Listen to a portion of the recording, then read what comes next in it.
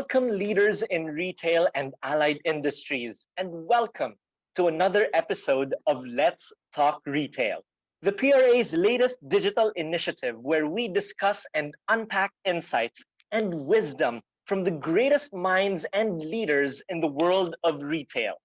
So don't forget to like and subscribe to catch the latest episodes of Let's Talk Retail. Now, as you know, the whole retail ecosystem has changed dramatically.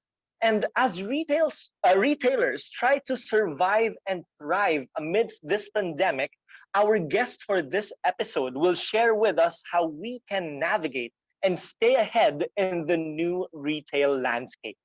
Let's meet him now. He is an advisor, investor, and commentator on retail and consumer markets globally. He is the founding partner of Candezent Advisory, Candezent.com, a global network of highly experienced senior executives and advisors with deep expertise in retailing and consumer product markets and businesses. His clients include retail, CPG, automotive, and technology companies in a number of countries. In addition, he has non-executive roles with a number of innovative enterprises. He has previously held senior roles with major global marketing agencies and management consultancies, including WPP, Leo Burnett, PwC, and PA Consulting. He has extensive international experience in Asia, North America, and Europe.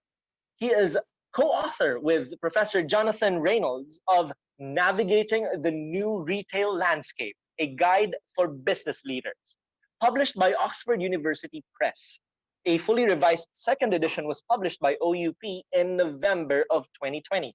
Ladies and gentlemen, please welcome on screen Alan Treadgold. Hi, Alan. Hi, hello. Hey, Alan, how you doing? How's everything there in the UK? I'm great. Well, I'm sure you'll want to talk about that, but thank you for your very kind introduction. And I especially enjoyed the videos at the start. It reminded me what a terrific job PRA does for the retail industry in the Philippines and how much I used to enjoy my visits to Manila. So, albeit on Zoom, it feels nice to be back and connected into PRA in the Philippines. Yes, definitely. Thank you so much for joining us for this episode, Alan. Now, actually, before we jump right into your book, right? We just want to also get a picture of what really inspired you to take this track where you are now, being that consultant, that really big leader, that thought leader in retail, not just in the UK but on a global landscape, right? So, what really led you to where you are today? Oh, that's an interesting question. It's kind of you to ask. And it was a long time ago now, but I was happily doing some doctoral research at Oxford University, which was going to take me down an academic pathway. And the research that I was doing many years ago now was around why some businesses are quicker to adopt pieces of technology than other businesses. And that research was focused on the retail industry. So I went into that program of doctoral research very interested in the theory, and I found that by the end of the research, I was much more interested in the practicalities, and I got very interested in retail companies and retail industries during the course of that work, and so I really never looked back. And however much I might have tried from time to time to move into different areas of industry, it's always been retail that's attracted me and has never stopped being of just great interest to me for 30 years now. And it's the people, it's how fast moving it is, it's how the industry never changes, always has to keep looking forward. And it's just this wonderful opportunity that we're part of a global network of practitioners, of researchers, of industry business leaders. So it's just given me great joy to meet a lot of people in lots of different parts of the world, to travel widely when we used to be able to do that. So I love my time and my work in retail. That's amazing, Alan. And I just want to capture what you pointed out earlier. You mentioned that what really captured your interest is really looking into those industries that adopt technology easily. So what's in it with retail, right? That really makes retail very easy to adopt, or maybe part of the industry really to adopt technologies. Well, it's an interesting question. If I think about, say, the last 10 years or so, not really the last 30 years, retail is one of those industries that is so embedded in how the customer is changing, because there's nothing between retailers and customers. If you're in consumer products, then you're often a step removed from the consumers of your products. But retail isn't like that. Retail has a very direct relationship with the customer. And one thing that we've seen in the last 10 years or more is how customers' lives are being totally transformed by technology. We can talk remotely on Zoom calls. We're never off our smartphones. And so retailers have had to respond to a customer that is much, much more connected, that is much happier and comfortable shopping online, communicating online, transacting online. So there's all that change taking place. But then secondly, retail businesses are impacted by technology. And I've been around long enough to see how checkouts have been transformed by computers, and now how supply chains are being transformed by computers. And the whole in-store experience is being transformed by technology to a point where we don't even need stores anymore to, of course, be retailers. So it's all of this profound change within businesses and within consumers that is so transformative for retailers. Speaking of being transformative, Alan, with what happened this year, 2020, aside being the pandemic, right? What did you see often really spurred that transformation, or really triggered retailers across the globe, across all your clients, to begin those shifts into adopting technologies that might shape the experience of their customers in a different way?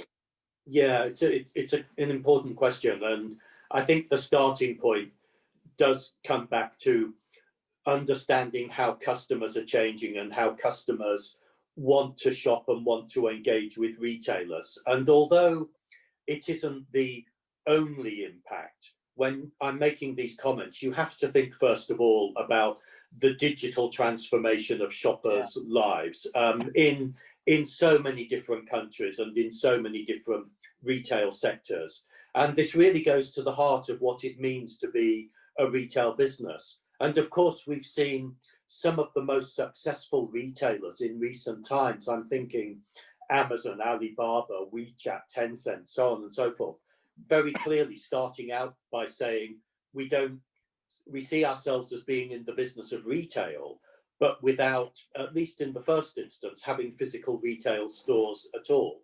So I think that that's been such a big part of the transformation.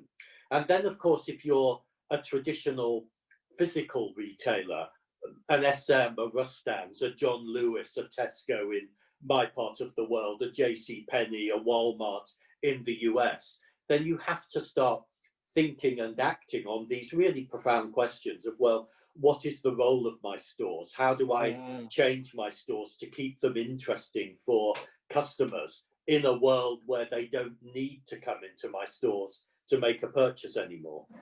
Yes, we'll definitely get into that in a bit, right?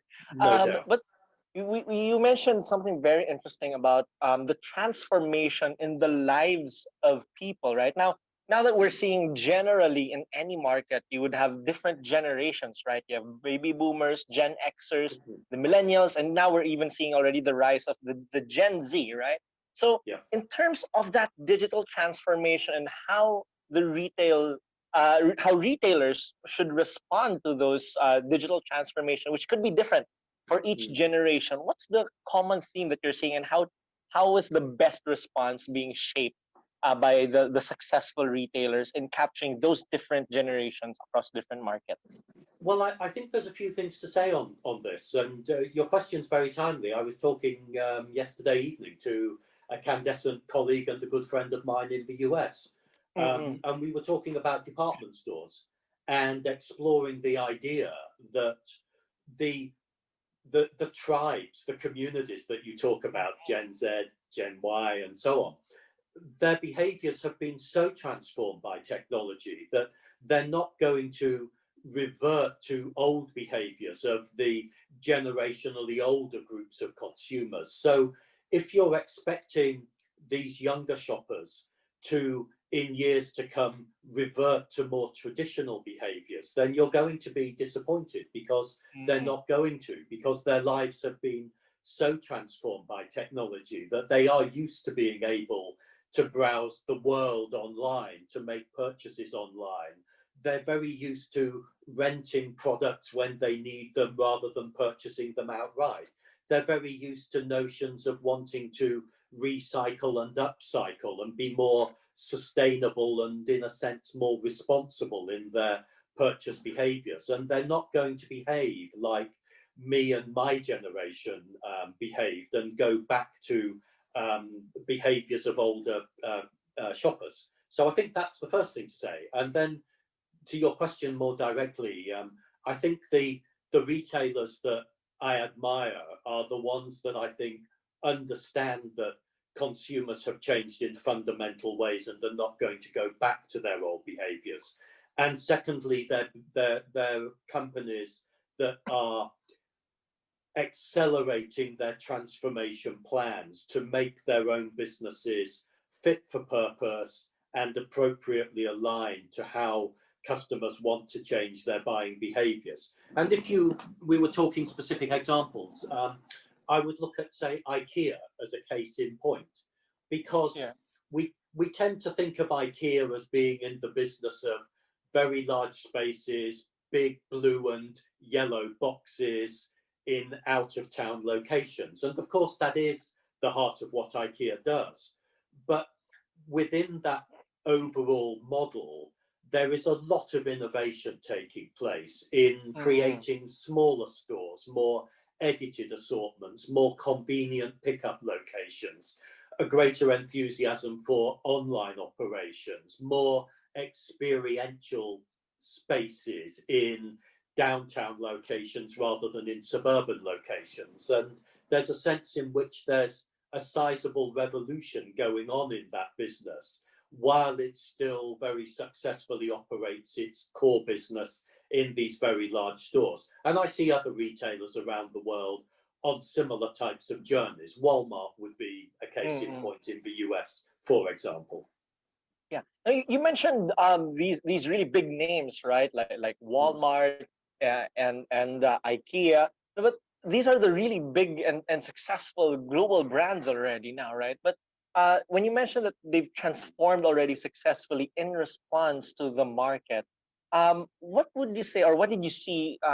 What does it take for companies like them to really take that initiative and to really transform themselves successfully in response to the new market that we're seeing, and really bridging that gap when we're seeing essentially two different groups in the market, right? You have the Gen Xers and the baby boomers versus the millennials and the Gen Zers being the digital natives, right?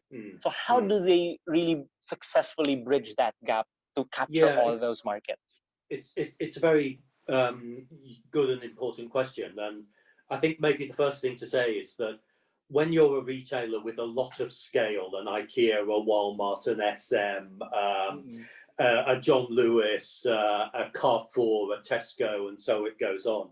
When you're a retailer with a lot of scale, it's very difficult to change your business. And it's very difficult for structural reasons, because you're very used to operating in a certain way.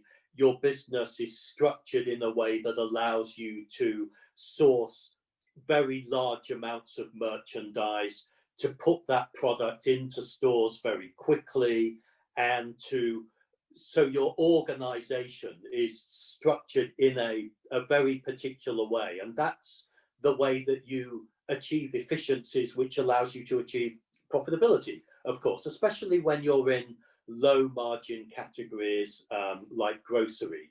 And the other reason why change can be very difficult for these large iconic retailers is for cultural reasons.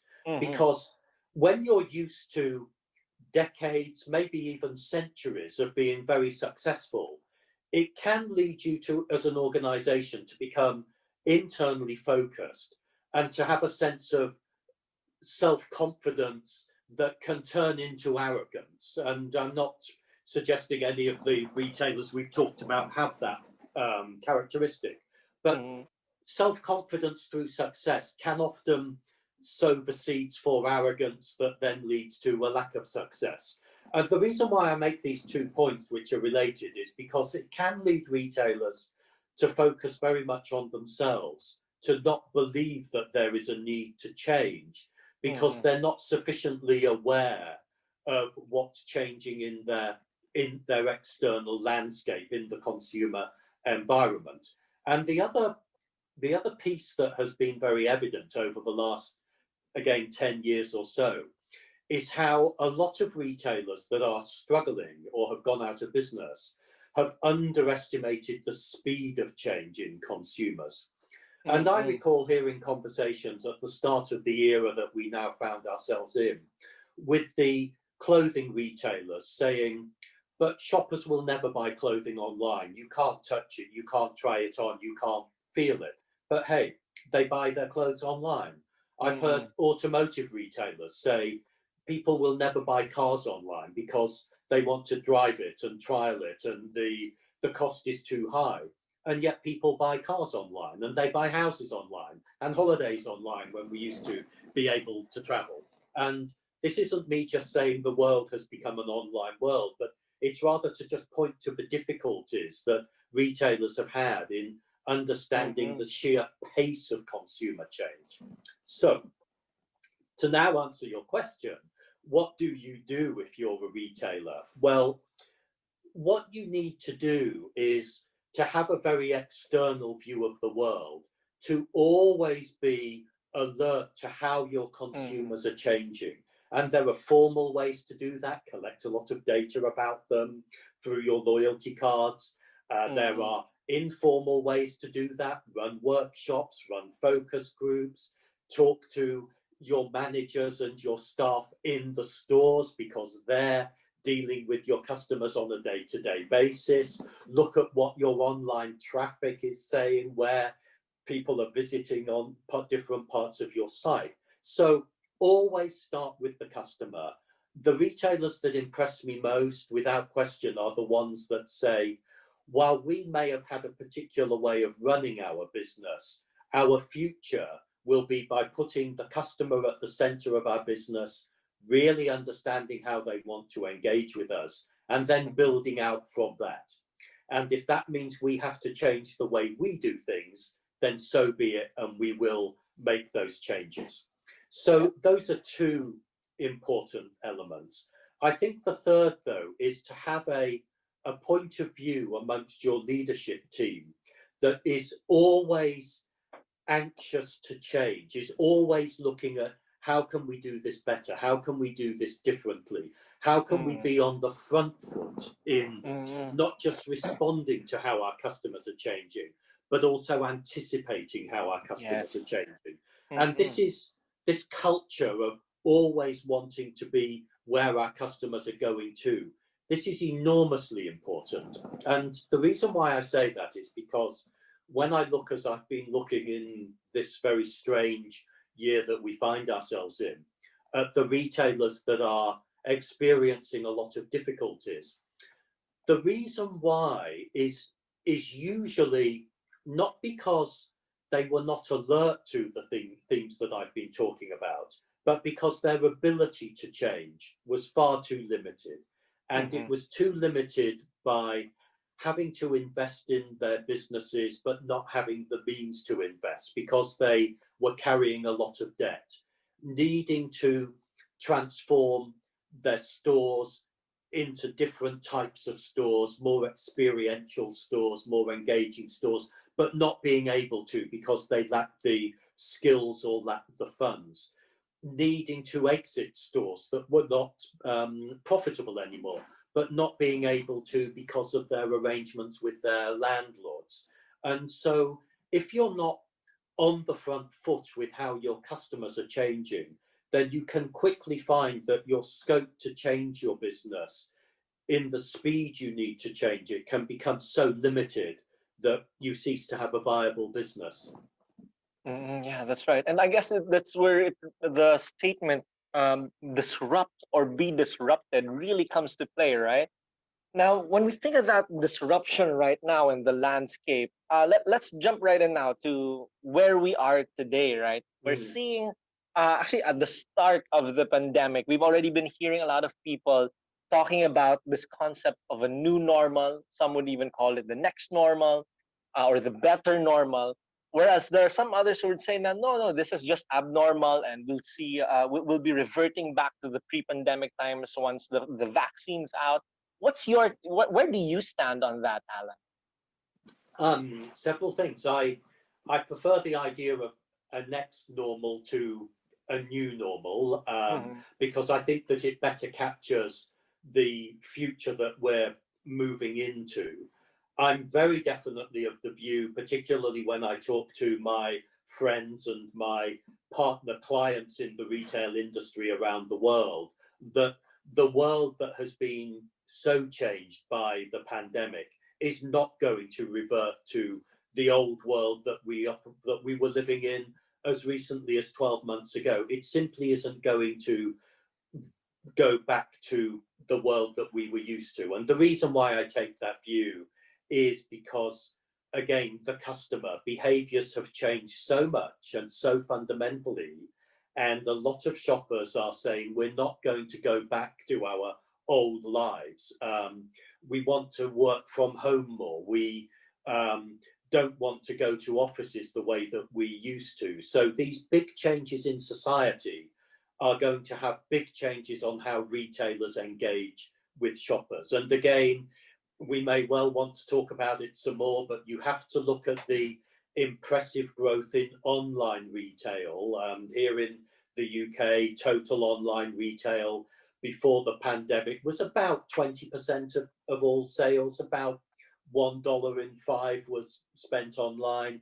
Now it's more like a third. So we've had about 10 years of growth in online sales compressed into about 10 months.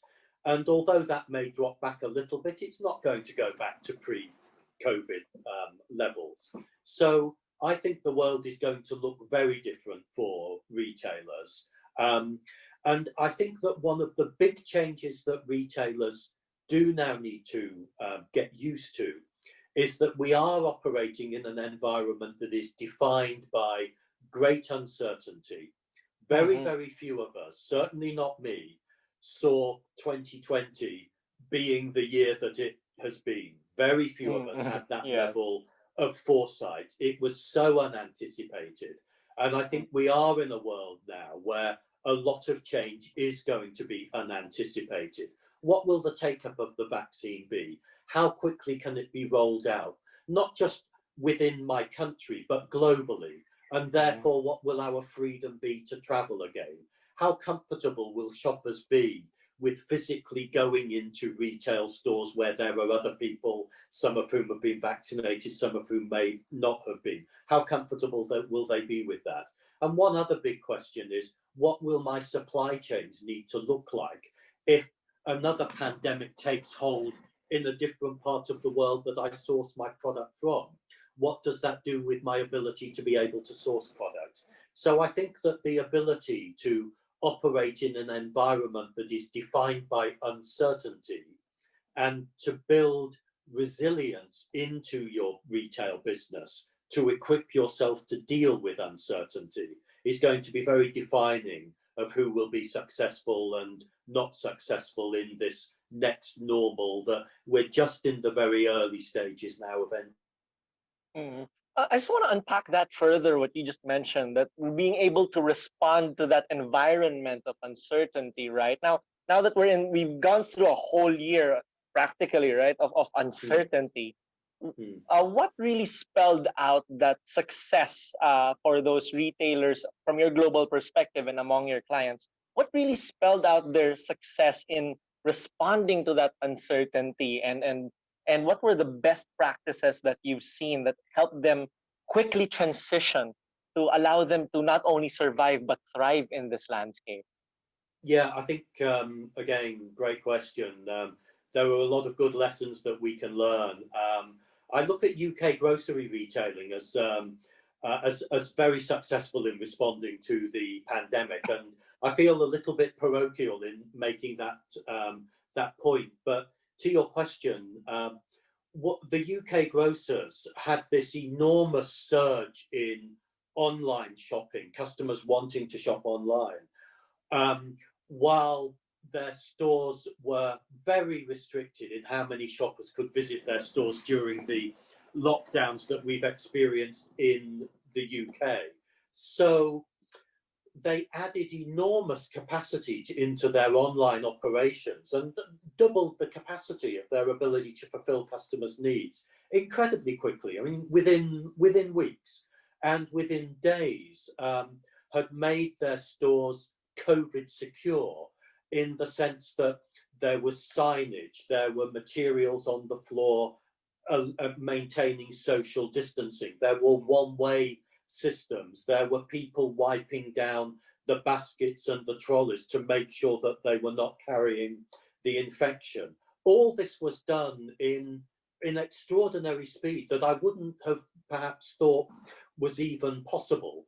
And the other thing that impressed me enormously about the response of the grocers was that a lot of those initiatives were made in the stores by local management, by local employees, doing what was right in their local communities and being given the authority by head office to do what they thought was right in their local communities. And that was really very empowering. And there is an important lesson there to give people in the stores that are closest to the customers the authority and the ability to respond quickly and to make changes quickly.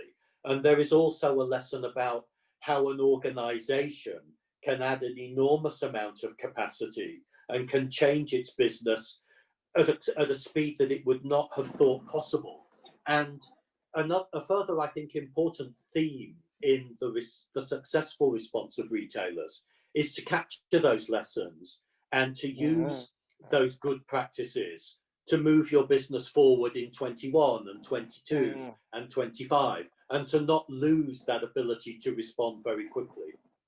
Yeah, that's a very powerful lesson you pointed out there, Alan. But what's very curious, though, is that we've seen how companies had different responses to these uncertain times, right? But the biggest question always was, how do you manage that essentially paradigm shift in the mindset from the traditional to the to the more digital approach in these things? And as you, of course, like you said, it's very important that you empower the leaders or the managers that are right there in the field. But how do you also help them to really go through that paradigm shift in mindset to address what needs to be addressed in their communities and in their stores and among themselves as well? Yeah. It's not something that you can just bolt on to an existing business.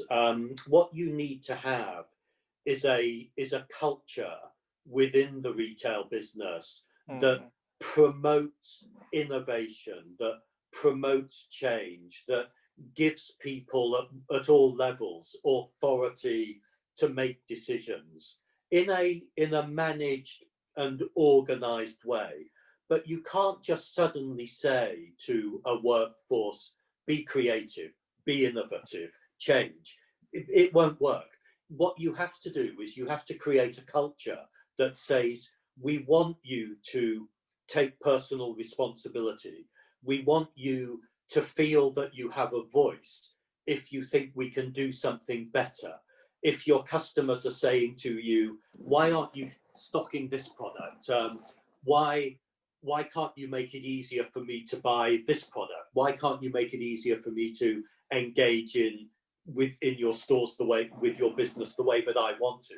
You have to create an environment that allows people to feel empowered to then talk to other people in the organization and say, I think we should be stocking this, or I think there's a better way of organizing how we engage with our customers. So it starts with the culture of the business, and culture always starts with the leadership of the business, because if you want people in the organization, across the organization, to behave in innovative, creative, thoughtful, empowered ways, then you need a leadership that is behaving in that way and is showing those capabilities as well. So it absolutely starts with culture.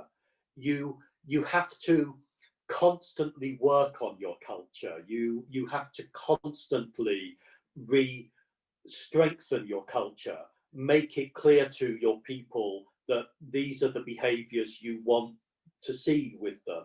And you also have to be in a mindset, which we talked about a little earlier, as a business leader, that says that the the the attributes and the capabilities that have made us successful in the past are not going to be the attributes and capabilities that will make us successful in the future. So we have to be respectful of where we've come from, respectful of the things that we've done well, but we have to be in a mindset that some of those things are going to need to change if we're going to secure our future and, to your point, to survive and to thrive. So we may have to fundamentally revisit the types of stores that we want to have, the types of value propositions we want to put together for our customers, the types of business models that are going to make us financially secure in the future. A lot of things may need to change, even though our business has been successful up to this point. Now, at this point where we are in 2020, Alan, where we're beginning to see some signs that this pandemic is starting to wind down, right? We're seeing that vaccines are now getting ready to be released, and there is hope, yes. so very soon, right? And we were seeing some a number of countries already moving out of lockdown. What changes in shopper behavior are you now seeing or anticipating as we move forward from this year, as we're closing in 2020 and welcoming 2021? Yeah. Well, I think the first thing to say is you're right, although the picture is very patchy. In Europe, over the last few days, actually, Germany, Netherlands has announced that they're going into more severe lockdowns. The UK was anticipating a looser lockdown over Christmas, but is now saying the guidance is stay at home and keep safe. So it is still a very patchy picture. But to your question, changes in shopping behaviours. I think one of the big changes in certainly a European and a North American setting is that at the height of the lockdowns, people were being told and encouraged to stay at home, work from home, if they were able to do that. Of course, you can't in all jobs, but if you were able to work from home, what has happened is that as lockdowns have been eased, those people that were being encouraged to work from home are saying, actually, we still really quite like this. Working from home works well. We can look after the kids. We don't have to spend hours commuting into our offices anymore. We can be more productive, and technology allows us to continue to work from home. So that's one big change in society. Large organizations, in a London setting, the financial services companies, the banks, a lot have been saying to their employees, we see working from home as an integral part of how we want you to work in the future. Don't feel you need to come back into your offices anymore. This profoundly changes the landscape for a lot of retailers, because it means that if your business was based on being in very expensive city centre locations with lots of traffic, lots of customers visiting during rush hours, well, if you don't have those visitors anymore, but you still have a very expensive piece of real estate, then it's very doubtful that you have a sustainable retail business. So that is one big change. But I did want to make the point somewhere along the way that we shouldn't just see the future of retail as physical or digital. It's a more complicated picture than that. And I'm very much of the view that retail stores absolutely still have a future, but retailers need to do a lot of work to make their stores not only secure so that customers feel confident in the next normal in visiting them from a personal health point of view, but also that they are engaging, they are experiential, they are exciting and interesting enough for shoppers to want to visit. And also, I'm very struck in conversations with my colleagues in Candezent in Australia, in North America, I see it the same in the UK as well, that some physical retail stores are performing a lot better than others as we emerge into this new world. And the physical stores that are performing best are the ones that are in out of town, edge of town locations in a European setting, that are large space stores like IKEA that we talked about earlier, that you can visit by car, you don't need to use public transport to visit. A lot of those stores are performing much better than the shopping centre mall type locations. Now, of course, the Philippines is very different in your retail mix to Europe, but that's certainly been the European experience. And I expect that a lot of those shopping behaviours are going to be maintained. One of the things that I worry about for mall-based retailers, and I think this is probably rather different again in a European and US setting to what you see in the Philippines. But one of the things that worries me is that clearly during the pandemic, the department stores have been very heavily impacted by the lockdowns. And when department stores are your major anchor tenants in shopping centres, when you lose the department store because they go out of business, then it's very difficult to maintain the viability of your shopping centre.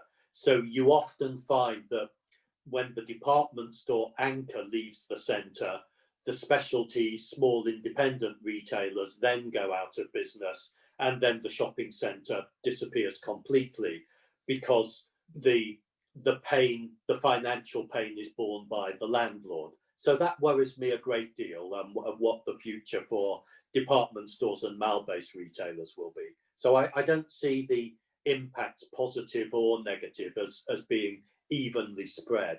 I think the winners and losers will be much more sharply separated. Yeah, and speaking of that sharp separation you mentioned, right now we're seeing now a seemingly dichotomy between the physical and digital retail. What would you say, or what would be your advice for the department stores then? How should they respond to these times now? And essentially, we're seeing big digital players like Amazon that are essentially digital department stores, right? So how should the physical department stores respond now? It almost feels like another podcast because it's such a complicated area. One thing I might say is that my good friends at the International Association of Department Stores in Paris have published very recently, within the last couple of weeks, a very interesting report on the global outlook for department stores. So anybody interested in the sector should certainly have a look at the IADS report on this. Yeah. Yes.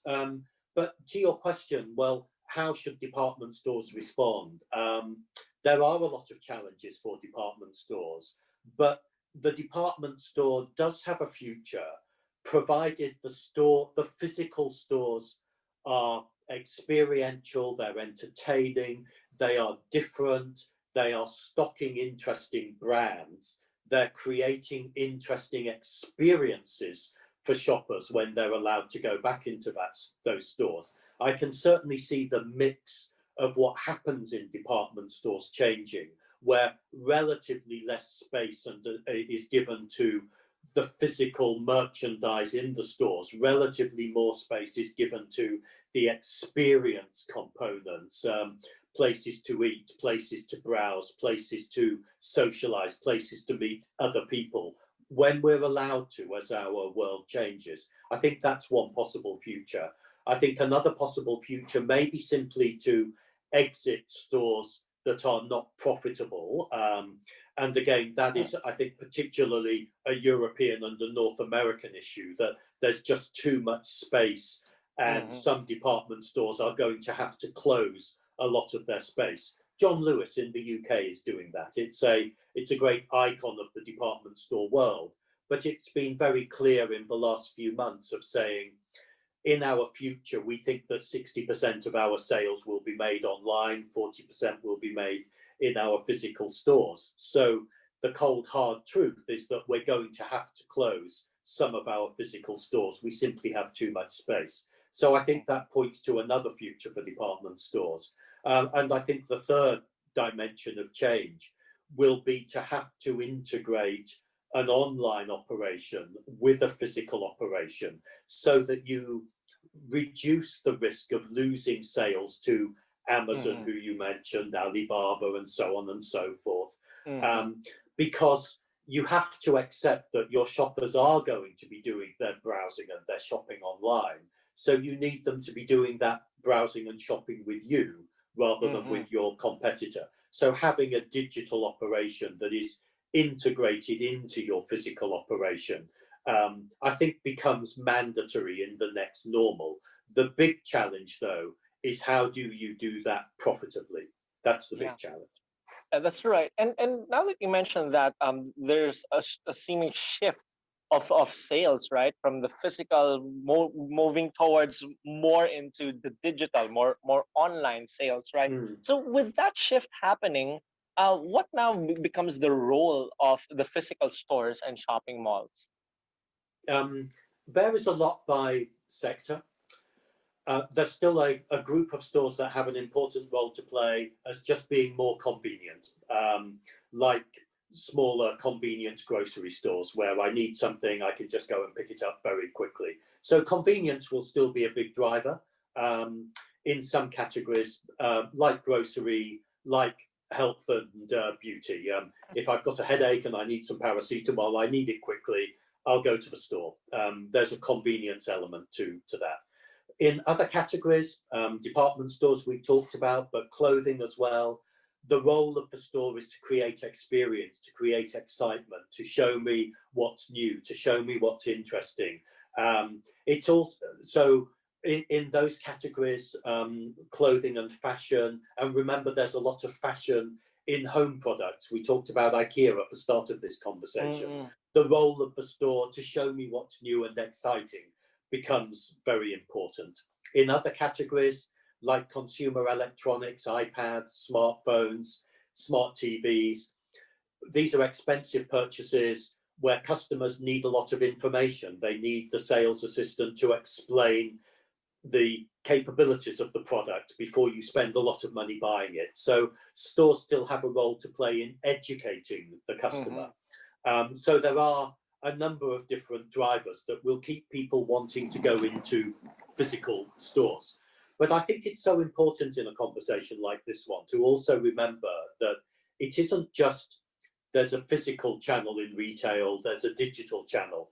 These channels are very, very interconnected now. So in my consumer electronics example, I may be looking online, I may have done my searches online before I go into a store. I may want the store to educate me on which type of television I should be buying, but then I may want to make the purchase online, or I may not want to walk out of the store with my large new television. I may want to have it delivered to my home. So these channels are not one or the other, they are entirely interconnected.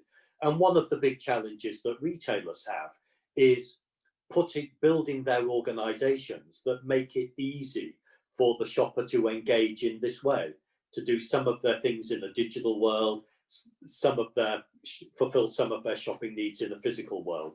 The challenge is in combining the two and to do it in a way that is profitable. And a lot of retailers that I talk to, that I'm friendly with, that I work with, still will say that they have a long way to go in getting to that point where the shopping purchase is frictionless for the shopper, where the shopper can move seamlessly from an online channel into a stores-based channel. There's still a lot of work that needs to be done. And the challenges are around the organization, the skills in the business, the technology capability in the business, and also the supply chain structure that the retail business has. So there's still a lot of work to do.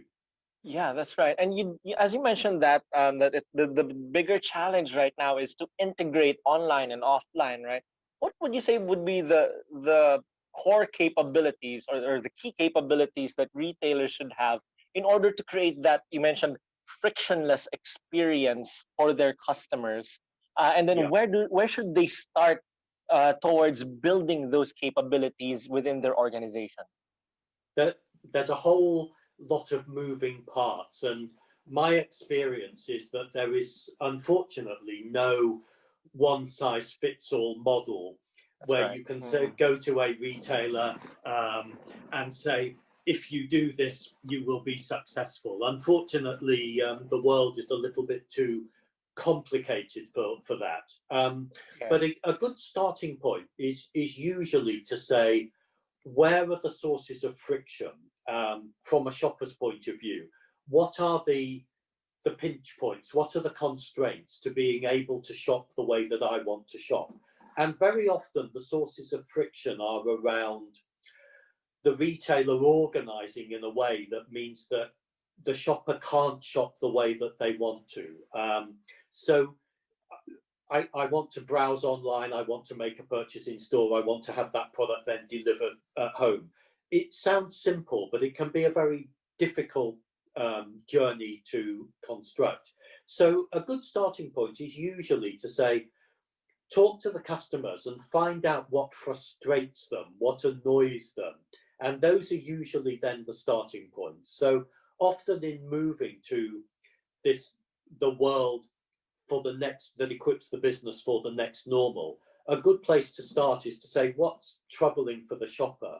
And if we can reduce the challenges for the shopper, then we can smooth their purchase journeys. And then that will make it easier for the shopper to engage with us the way they want to engage with us. And then I find at a more practical level that the retailer usually needs to make some changes to how their supply chain works to get product where it needs to be, how their technology architecture works to have visibility on where the shopper is and where the merchandise is, and make sure that the product is in the right place for the shopper, and have the technology architecture to be able to then deliver the product to where the shopper wants it to be delivered. And again, as we were talking about a little bit earlier, the organization usually needs to be restructured to some degree to put the shopper at the center of it, so that you are organized around the shopper rather than organized in a more linear way into a group of silos that has merchandising here and supply chain here and technology here and HR here. That doesn't really work if you want to have the shopper at the center of your business. That's right. And you've been mentioning also the importance of technology. Now, in response to what we're seeing now in the landscape, and we're seeing the new landscape really take form now, what's the role of technology now for our retailers and really creating this new experience for our shoppers as they navigate through this next normal? Yeah, I think again, there are several dimensions to this. One very important role of technology is to make shopping frictionless for the shopper. Yes. As I was talking about earlier, you find the barriers, the frustrations that shoppers have, and you can apply technology to minimize those barriers. A very specific component part of technology in this regard may well be making shopping cashless, because one of the themes that has happened, certainly in my market in the UK, in Western Europe and in the US, is that a lot of impetus has been given to card-based purchasing, so that I don't have to touch banknotes and I don't have to transact using money. So using technology to make shopping purely card-based has an important role to play. The other important role of technology for the retailer is to give them visibility over how customers are engaging with their business. Because if you are, and we've talked about Amazon and Alibaba a few times during this chat, if you're an online retailer, one of the benefits you have is an enormous amount of visibility over how shoppers are behaving in your ecosystem.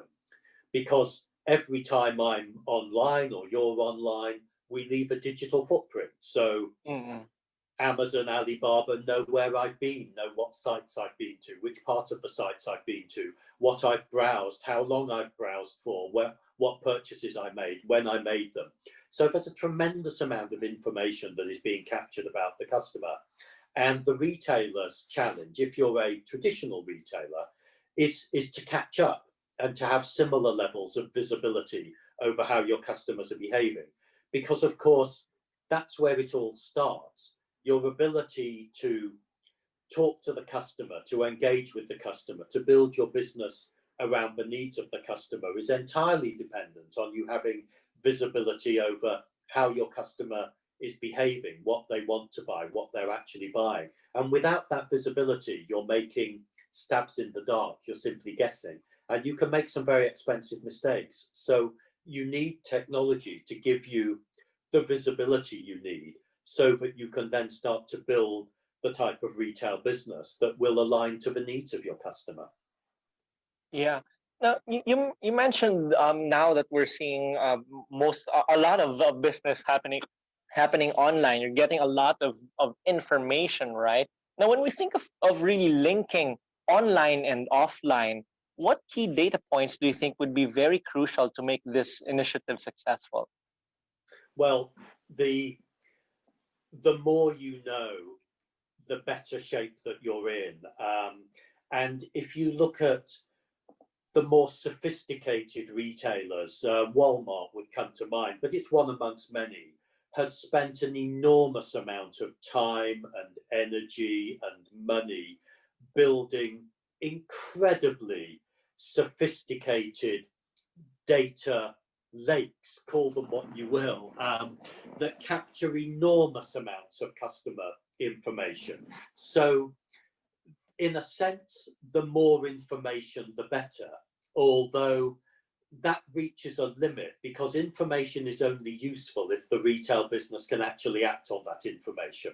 So there is a risk that you suffer information overload where information simply becomes a mess of complexity that you can't actually then act on. But then to answer your question more directly, for a sophisticated retailer that aspires to really understand how their customers are behaving, you're certainly going to want to know what they like and dislike about your stores and your business, how they feel about your product offer, your merchandise assortment, the price, your pricing, how effective your promotions are, which promotions seem to work best, which work less well. You will probably want to know what their total basket looks like. So then, rather than just buying one item, what else are they buying together? How frequently are they purchasing? Who are they buying for? Because we don't just buy for ourselves, of course, we buy for the other people in our household. So there are certain basic pieces of information that you're going to want to know. But the important thing that I would caution is that when I talk about these basic pieces of information, this gives you a historic view of where customers have purchased in the past, what they've purchased in the past. Of course, as a retailer, what you really want to know is what your customers want from you in the future. And the past only gives you a partial view of the future. In some categories, it can give you a fairly reliable view of the future. Grocery would be a case in point, because what a lot of customers buy one week will be pretty much the same as what they buy the next week. But in other categories, past behavior doesn't give you very much indication of future behavior. Consumer electronics would be a case in point, because a lot of the devices that I will buy over the next 5 years for myself and my family, those devices don't even exist now. So the past is not useful at all in predicting what my future behavior will look like. So you therefore need, and this is again a point we explored earlier, you need a wider view of your customers. You need to understand how their lives are changing before you can understand how their future behaviors are likely to change.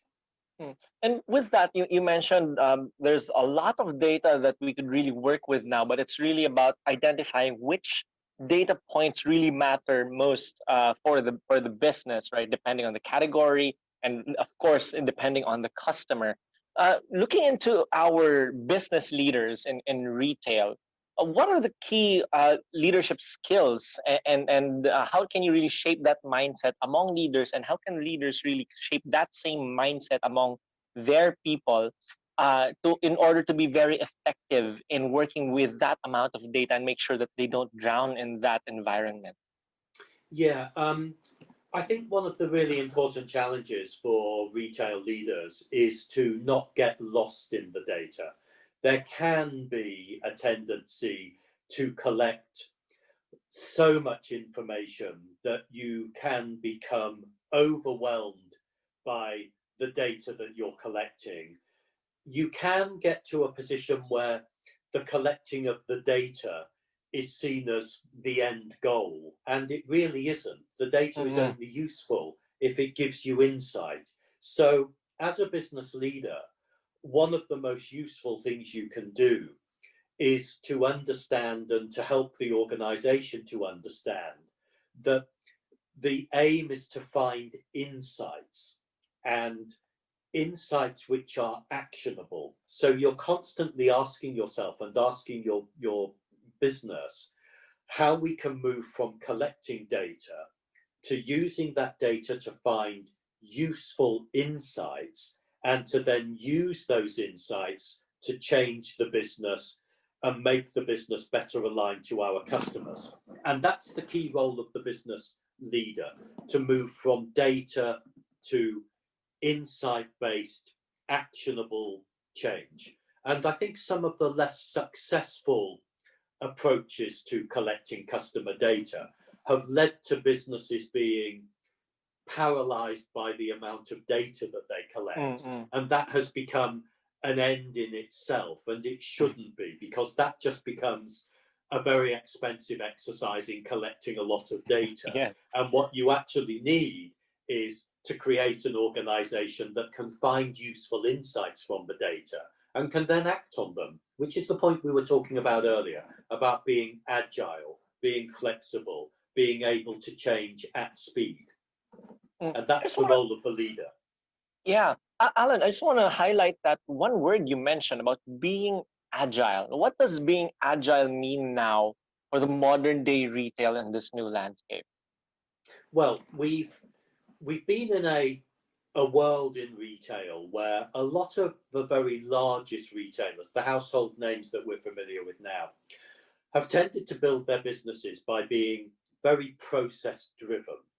And the way that you add a lot of scale is by being efficient, by being hierarchical, by being highly structured, by being highly disciplined, by having a lot of scale so that you can secure good buying terms from your suppliers, then you can then deliver products at affordable price to customers. And that particular model needs to be made more flexible, because the challenge is that if you operate your business in this very top down, very hierarchical way, then you're not sufficiently connected to how the customer is changing in a very unpredictable, very fast moving way. So, what I think we need, and what we've been exploring in the book that Jonathan and I updated over the summer, is we need retail business leaders and we need organizations that are more agile, that bake into their thinking, their approach to management and their organizational structure the ability to respond much more quickly, to anticipate change much more quickly, to be more, in a sense, intellectually flexible, and crucially, to be able to say that what made us successful in the past is not what is going to make us successful in the future. So we need to have flexibility in our mindsets as well as flexibility in the way that we design our organization. And this is an ecosystem-wide requirement, because it will mean that upstream you need more flexibility from your suppliers. It means that downstream you need more flexibility in your real estate models, the way that you create stores, the way you operate stores, the way you are able to exit stores more quickly. It means that downstream you need more flexibility in your partners that are delivering product to your stores and delivering product to your customers. So the embedding agility requires more flexible working with your partner organizations as well as within your own retail organization. That's right. That's very powerful, Alan. We just have last two questions for you. Sure. Unfortunately, we're running out of time, but this was a really powerful conversation, Alan. Just last two questions. First off, the biggest question we always get now is, do you see the digital retailing landscape really replacing our physical stores, or do you see it working the other way around, where people will just go back to having some revenge shopping back in the physical stores? What's the picture for you in the coming years? It's mixed. I certainly don't see digital entirely replacing physical retail. I think if we were talking in 10 or 20 years' time, we would not be in a world where there are no physical stores anymore. However, it's important also to say that there are some sectors where the transition to a more digital-led approach to shopping is happening more quickly than in other sectors. And certainly in my home country, in the UK, in Western Europe more widely, in North America, grocery shopping is clearly becoming a much more online business. Clothing shopping in some categories is becoming a much more online business. So I see the picture as being very mixed by category. I also feel that the role of physical stores is going to continue to evolve enormously. I can certainly see, and we're already in a world where a lot of grocery retailers are saying, I can convert some of my store space into warehouse space, which I'll automate for home shopping. Shoppers won't be allowed to visit those mini warehouses. And then the front of the store, which might only be 10 or 20% of the space in the store, that will still be open to the customer, where they can be inspired around my fresh foods or my fresh bakery products. So thinking of the store as being partly for customers to visit, partly warehouses where I pick product and then deliver it to my customers is absolutely here and now. I can certainly also envisage in other categories, we've talked about department stores.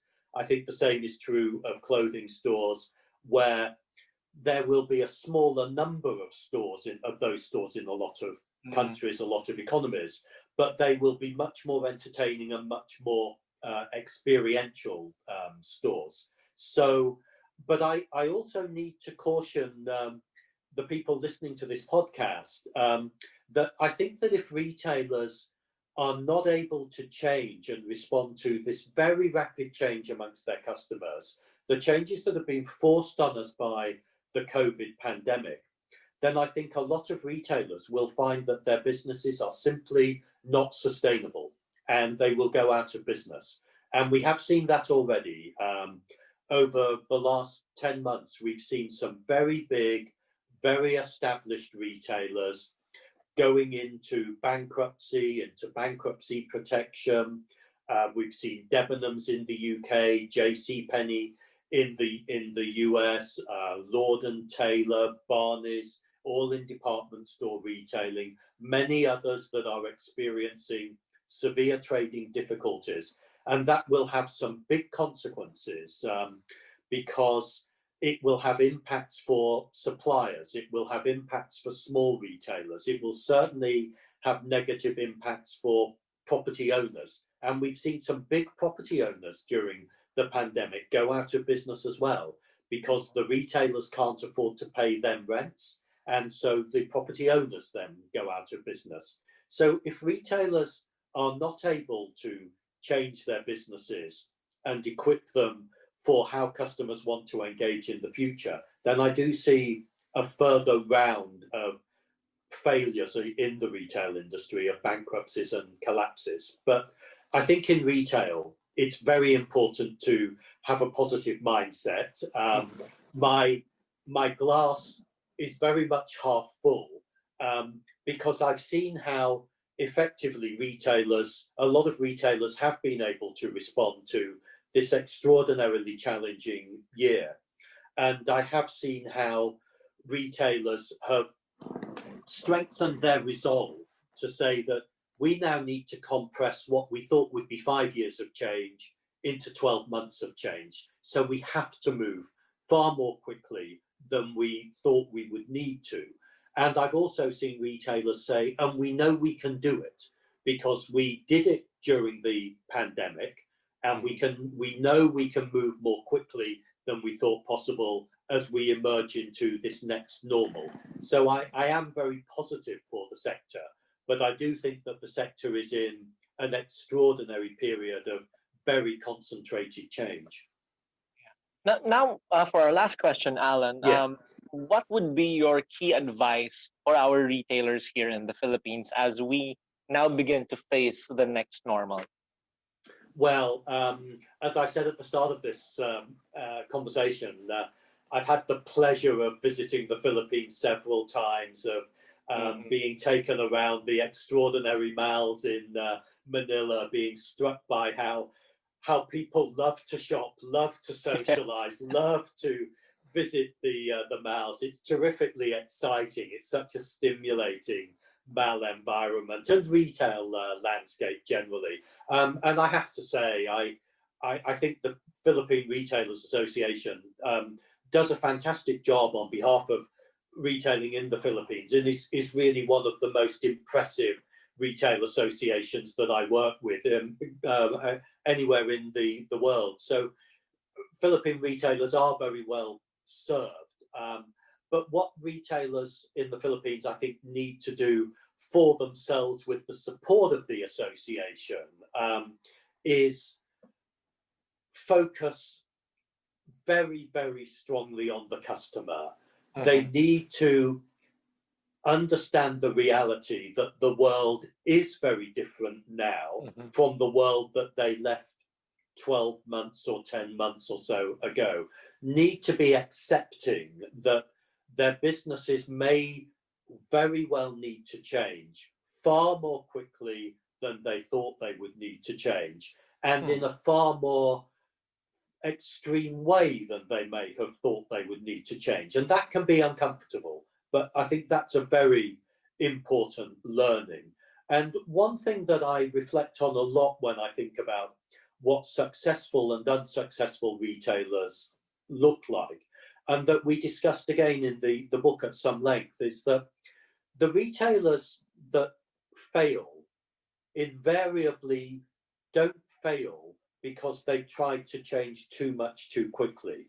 Invariably they fail because they didn't change enough quickly enough. So if you want to be successful in retail, especially in the world that we're about to enter, you have to be in the mindset that you will fail if you don't try to change too quickly. So you mustn't be afraid of change. You must be in a mindset that says we need to push ourselves to change in ways that we may be uncomfortable with, that may feel, do I need to do this when I've been so successful already? But no, that is the reason why you need to look to change quickly. And you need, as a business leader, to take your people and take your organization and take your total ecosystem of your suppliers, your distributors, your landlords, your stakeholders, to take everybody with you on those transformation journeys. That's the way that you'll survive and thrive in the next normal. Thank you so much, Alan. That was a really powerful conversation we had. We're so much better for it. Thank you for joining us for this episode of Let's Talk Retail, Alan. It's been a total pleasure and a privilege. I feel greatly honored and pleased to share some thoughts. Thank you. Awesome. Thank you so much. So this caps off another episode of Let's Talk Retail. Don't forget to like, subscribe, and share this conversation with your friends and colleagues. So thanks for tuning in. I'm Raf Layasa of RetailGate. We'll catch you in another episode of Let's Talk Retail. See you then.